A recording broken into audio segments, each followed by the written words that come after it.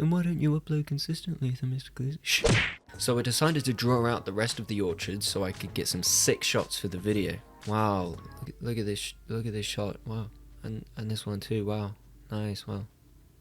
Planting what I had hoarded of the cherry tree saplings, I placed too much trust in my completely unbranded winter jacket and died from severe hypothermia. Remember when I had completely devastated this entire portion of forest for the logs? Yeah, well, somehow the villagers are still without wood. God. To mitigate this, I bought firewood. Surely that lasts longer than logs, right? No. By some fucking miracle, I needed more wood. Innocently destroying more nature, I was threatened by a nearby wolf, which had a history of making me feel marginalized, but now I have a bronze axe, so let's see how this one plays out.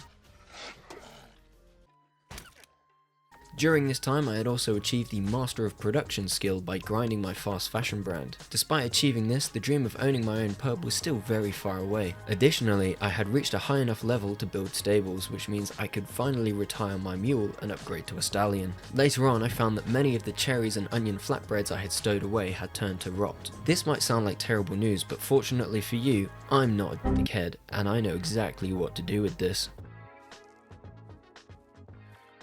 With this, I can spend less money on tending to my crippling desire to mass produce onion flatbreads. Seeing as I was still far away from, in the eyes of the game, owning my own pub, I decided to place a mine. From slaughtering hundreds of bears in the same spot, I know that this is my closest cave. I dispatched the cave's guardian more enthusiastically than a white girl listening to Sabrina Carpenter, only to be rejected harder than Trump's trade tariffs. Why the fuck can I not place a mine here? Why not, you stupid? No time to lose. Reciting my Vicent hunting era, I recall seeing another bear-guarded cave. I strutted my way over, pretending not to be freezing my tits off, and placed the mine down. I was quite at ease as the overly dramatic combat music had not started playing, so I assumed the bear was distracted.